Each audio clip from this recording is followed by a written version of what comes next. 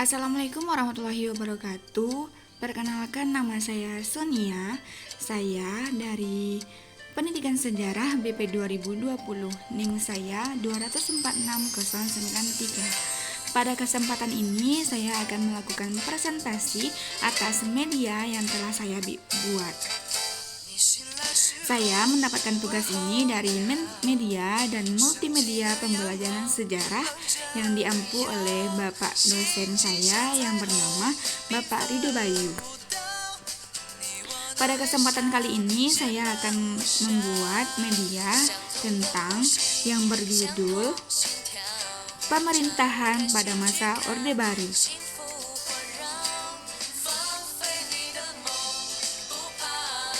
Pemerintahan Orde Baru. Saya akan membahas tentang 3 poin. Yang pertama, lahirnya Orde Baru. Yang kedua, perkembangan kehidupan politik masa Orde Baru. Dan ketiga, ada penguatan peran negara pada masa Orde Baru.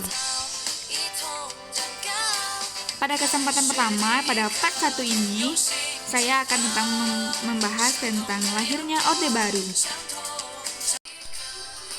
Peta konsepnya yang pertama, pemerintahan Orde Baru. Perkembangan kehidupan politik bangsa Indonesia pada masa Orde Baru. Lahirnya Orde Baru, perkembangan kehidupan politik masa Orde Baru. Pada perkembangan kehidupan politik masa Orde Baru ini, saya akan membahas 2 poin juga. Yang pertama, kebijakan politik pemerintahan dalam negeri dan kebijakan politik luar negeri Indonesia. Yang ketiga, penguatan peran negara pada masa Orde Baru. Ciri-ciri sistem politik Orde Baru, dampak menguatnya peran negara pada masa pemerintahan Orde Baru pada bidang politik.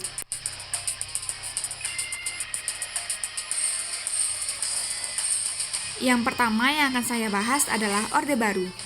Orde Baru adalah istilah umum untuk sistem politik yang berlaku setelah berkuasanya Soeharto pada tahun 1966 hingga kejatuhannya pada Mei 1968. Orde Baru juga didefinisikan sebagai tatanan kehidupan negara dan bangsa yang diletakkan kembali kepada pelaksanaan kemurnian Pancasila dan Undang-Undang 1945. Lahirnya Orde Baru ditandai dengan yang pertama ada Tritura, yang kedua ada Supersemar. Di sini saya akan membahas beberapa peristiwa yang terkandung atau yang terjadi pada masa Orba pada bulan Mei tahun 1968. Pemerintahan Orde Baru terjadi peristiwa yang pertama, lahirnya 3 tuntutan rakyat dirumuskan oleh Angkatan 66 atau kami. Yang kedua, lahirnya Supersemar. Supersemar lahir pada tanggal 11 Maret 1966 oleh Jenderal Soeharto. Pembangunan nasional, politik dalam negeri, politik luar negeri. Pemilu ini terjadi pada pelaksanaan pemilu pada tahun 1971. Yang terakhir ada integrasi Timur Timur dengan RI dan Timur Timur merdeka.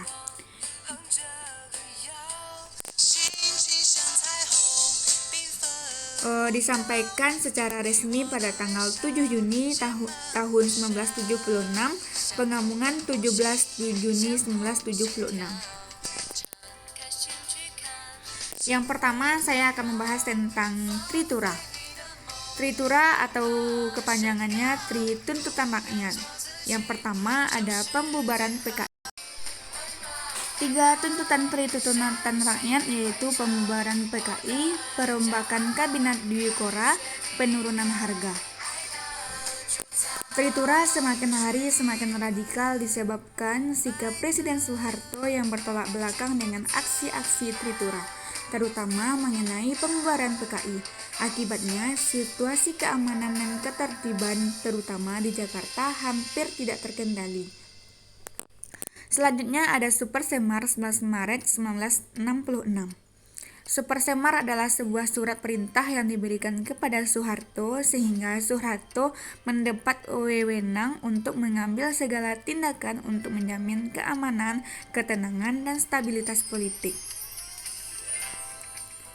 Dalam keadaan yang demikian, Presiden Soeharto mengeluarkan surat perintah 11 Maret kepada Jenderal Soeharto selaku Panglima Komando Pemulihan Keamanan dan Ketertiban. Melalui surat perintah 11 Maret 1966, Soeharto mendapat wewenang untuk mengambil segala tindakan untuk menjamin keamanan, ketenangan, dan stabilitas politik. Surat perintah 11 Maret 1966 merupakan titik awal muncul dan berkembangnya kekuasaan Orde Baru. Orde Baru bertujuan meletakkan kembali tatanan seluruh kehidupan rakyat, bangsa, dan negara pada kemurnian pelaksanaan Pancasila dan Undang-Undang Dasar 1945.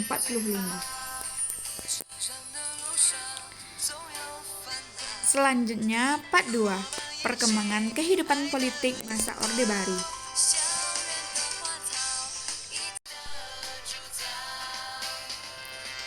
Yang pertama ada kebijakan politik dalam negeri, yang kedua ada kebijakan politik luar negeri. Yang pertama yang akan saya bahas adalah kebijakan politik dalam negeri. Yang pertama ada pelaksanaan pemilu 1971. Pemilu yang sudah diatur melalui SI MPR 1967 yang menetapkan pemilu akan dilaksanakan pada tahun 1971 ini. Berbeda dengan pemilu pada tahun 1955, Orde Revolusi atau Orde Lama. Pada pemilu ini, para pejabat pemerintah hanya berpihak kepada salah satu peserta pemilu, yaitu Golkar. Golkar adalah yang selalu memenangkan pemilu di tahun selanjutnya, yaitu tahun 1977, 1982, 1962 hingga 1967. Selanjutnya, penyederhanaan partai politik. Penyederhanaan partai politik pada tahun 1973 setelah dilaksanakan pemilihan umum yang pertama pada masa pemerintahan Orde Baru. Pemerintahan melakukan penyederhanaan dan penggabungan fusi partai-partai politik menjadi 3 kekuatan sosial politik. Penggabungan partai-partai politik tersebut tidak didasarkan pada kesamaan ideologi tetapi lebih atas persamaan program. 3 kekuatan sosial politik itu adalah Partai Persatuan Pembangunan atau P3 yang merupakan gabungan dari NU, Permusi, PSII, dan Perti. Yang kedua ada Golongan Karya. Yang ketiga ada Partai Demokrasi Indonesia atau PDI yang merupakan gabungan dari PNI, Partai Katolik, Partai Murba, IPKI, dan Parkindo. Selanjutnya ada Indonesia Pancasila melalui Pendoman Penghayatan dan Pengalaman Pancasila.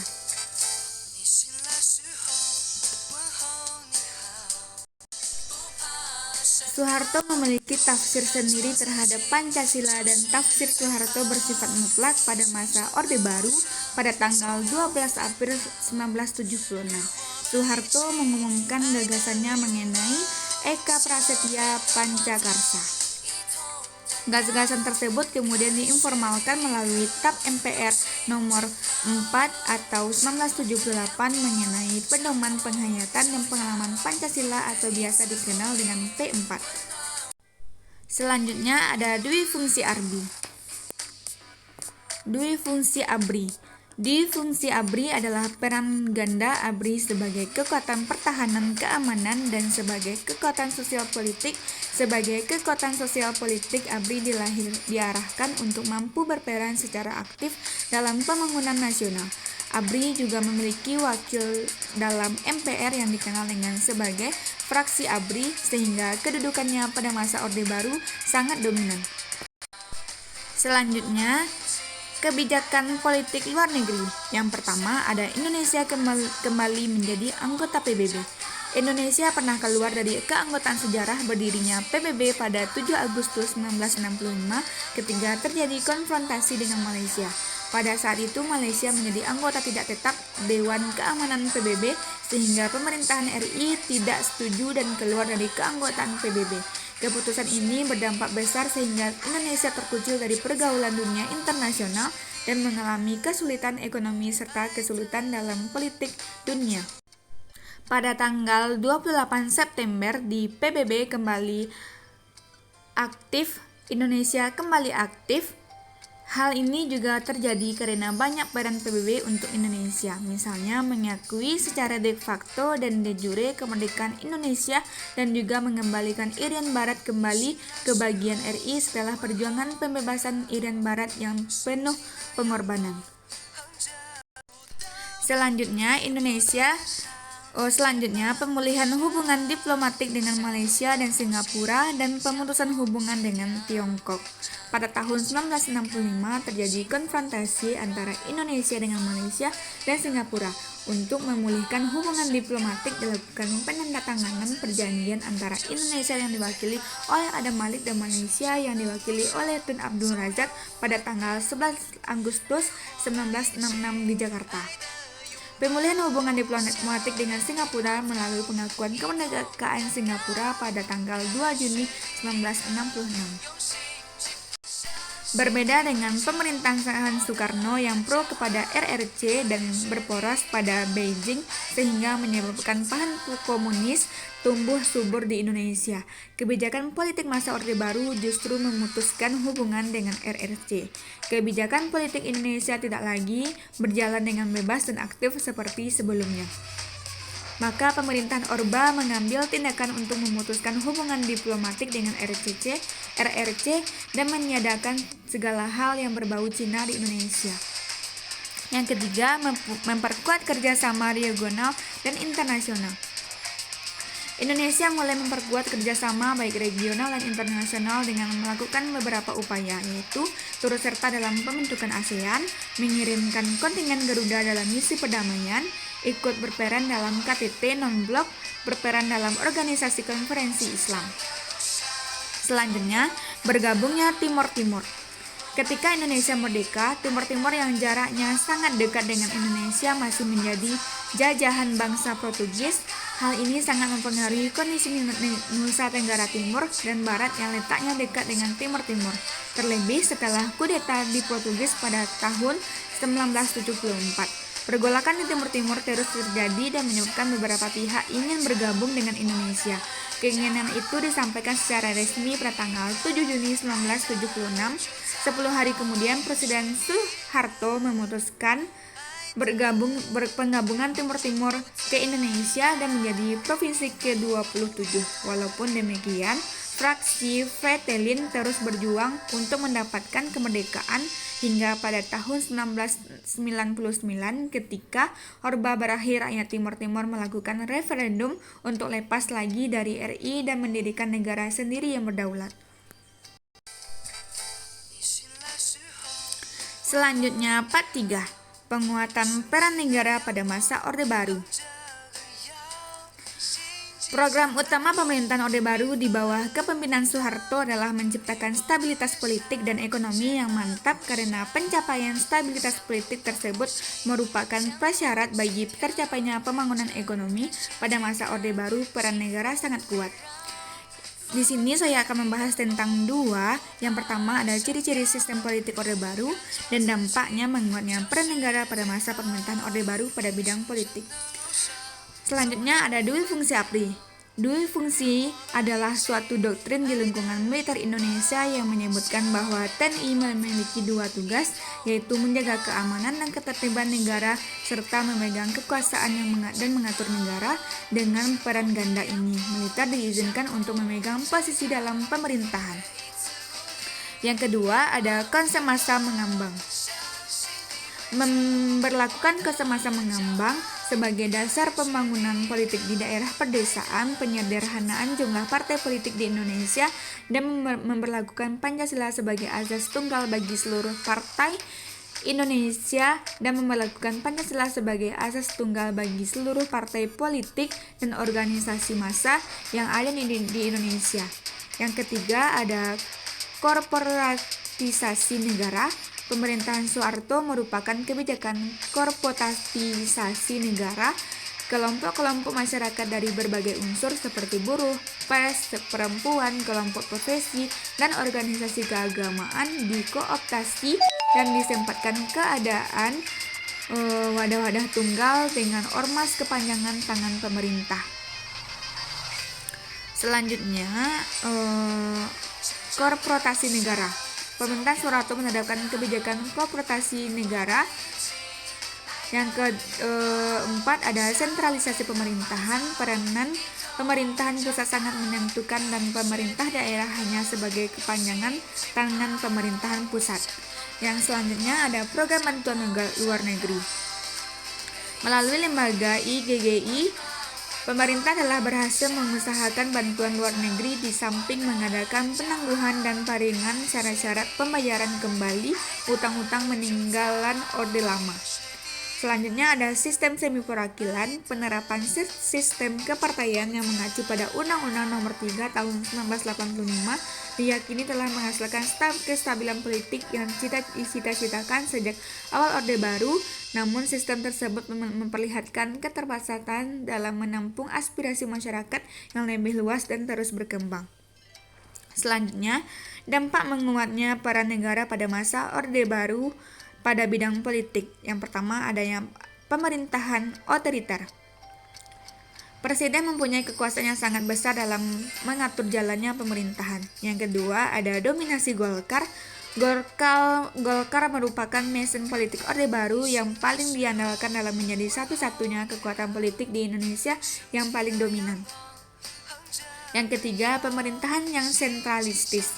Menguatnya peran negara juga menyebabkan timbulnya gaya pemerintahan yang sentralistis yang ditandai dengan adanya pemusyatan penentuan kebijakan publik pada pemerintahan pusat. Pemerintahan daerah hanya diberi peluang yang sangat kecil untuk mengatur pemerintahan dan mengelola anggaran daerahnya sendiri.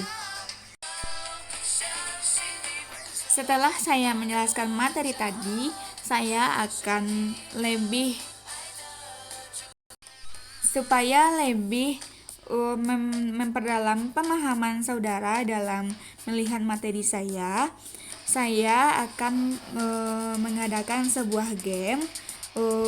Saya akan menghidupkan musik nantinya di kelas, dan setiap pada saat waktu yang tepat saya akan mematikan musiknya, dan siswa yang kena pada musik tersebut, apabila musik tersebut mati, siswa yang tersebut wajib mengambil satu pada amplop misteri ini. Nanti akan diberi pertanyaan dan siswa akan menjelaskan pertanyaan tersebut dengan mengaitkan kepada gambar-gambar atau media yang telah saya jelaskan ini. Seperti contohnya gambar Soeharto. Nanti akan ada pertanyaan tentang gambar tersebut dan siswa menjelaskan dari pertanyaan tersebut apa keterkaitannya antara jawaban dari pertanyaan tersebut dengan gambar tersebut.